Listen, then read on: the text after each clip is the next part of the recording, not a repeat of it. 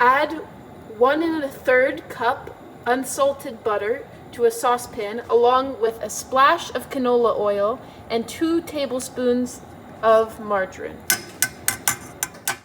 Once the butter mixture has completely melted, spread 1/3 of it onto a tray of your choice, preferably a big tray. Then make sure it has covered all the corners. Open a package of Filo Pastry. Place a sheet of the Filo Pastry on top of the buttery mixture. I do it from here, then I push it, and whatever left, I do it this way, like you have a dress. Very little. Sprinkle very little breadcrumbs on top of the sheet. Add another sheet. Repeat this process of layering, folding, and then sprinkling with breadcrumbs until you have used half your sheets of Filo Pastry. We recommend alternating the folds so that the goulash is even on both sides. So for example, if you folded it on the right on your last sheet, make sure to fold on the left on your next sheet. Now for the cheese mixture, you will need 475 grams of ricotta cheese, 400 grams of feta cheese, and 227 grams of cream cheese. Add all the cheeses to a bowl. Mix the cheese by hand.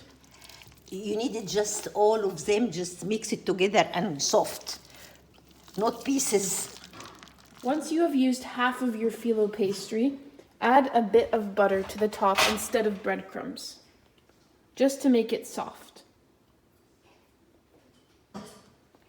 Enough. That's a lot of butter. After you have spread the butter out to all the corners, you can add your cheese mixture to the top. Spread the cheese out with your fingers until it is coating the entire tray. Not feet, but your hand.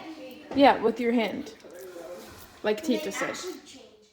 Layer more pastry on top of the cheese, just the sheet, and continue your process of crumbing and then layering until you're finished your dough. On the last Filo Pastry, fold it inside so you don't see the flaps when you bake it in the oven. Very good. Hold it very good and cut it. Now cut it into squares. Pour the rest of the butter on top of the cut squares in a single layer, making sure to coat all the squares. Sprinkle the top with a handful of Parmesan cheese, and then if you're going to put it in the fridge, cover it with either foil or parchment paper. In this case, we used both, and you can put it in the fridge for up to 3 days. If planning to leave it for longer than 3 days, use the freezer. It's ready to be taken to the fridge. When ready to bake, mix 4 large eggs in a bowl. Add a tablespoon of pepper to the mixture. We should be using white pepper, but we only have black right now. And once that is all together, whisk it. Add a cup of milk to the mixture. Once combined, pour all over the goulash. Bake at 350 for 1 hour. The egg should be cooked by the time you take it out, so leave it in as needed.